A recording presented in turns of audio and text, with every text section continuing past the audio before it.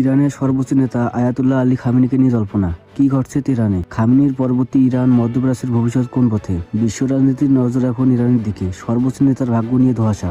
Iran থেকে আসা অসমর্থিত খবরগুলো যদি সত্যি হয়, তবে আমরা সমসাময়িক ইতিহাসের অন্যতম বড় একটি পরিবর্তনের সাক্ষী হতে যাচ্ছি। তেহরানের নিরাপত্তা কি বড় কোনো ঝড়ের পূর্বাভাস? খামেনির নিরাপত্তা নিয়ে বাড়ছে গুঞ্জন। আয়াতুল্লাহ খামেনির অনুপস্থিতি শুধু ইরানের অভ্যন্তরীণ রাজনীতি নয়, বরং সমগ্র মধ্যপ্রাচ্যের ভূ রাজনৈতিক সমীকরণে এক বিশাল শূন্যতা তৈরি করতে পারে। যদি এই খবর সত্যতা থাকে, তবে এটি ইরানের প্রতিরোধ অক্ষ এবং আঞ্চলিক মিত্রদের জন্য একটি বড় ধাক্কা হিসেবে গণ্য হবে। ইরানের সর্বোচ্চ নেতার নিরাপত্তায় বলয়ভেদ করা যে কোনো শক্তির জন্য এটি একটি বড় ধরনের গোয়েন্দা বিজয় হিসেবে দেখা হতে পারে। এই ধরনের ঘটনা ইরান এবং ইসরায়েল আমেরিকা সম্পর্কের মধ্যে বিদ্যমান উত্তেজনাকে সরাসরি যুদ্ধের দিকে সরিয়ে দিতে পারে। আঞ্চলিক অস্থিরতার এই চরম মুহূর্তে খামেনির মৃত্যু বা হত্যাকাণ্ডে মধ্যপ্রাচ্যের মানচিত্র বদলে দেওয়ার মতো প্রভাব ফেলতে পারে।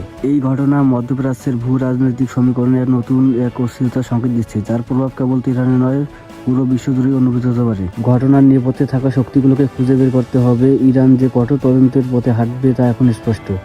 তবে তদন্তের এই ফলাফল আঞ্চলিক উত্তরকে আরও কয়েক ডিগ্রি বাড়িয়ে দিতে পারে।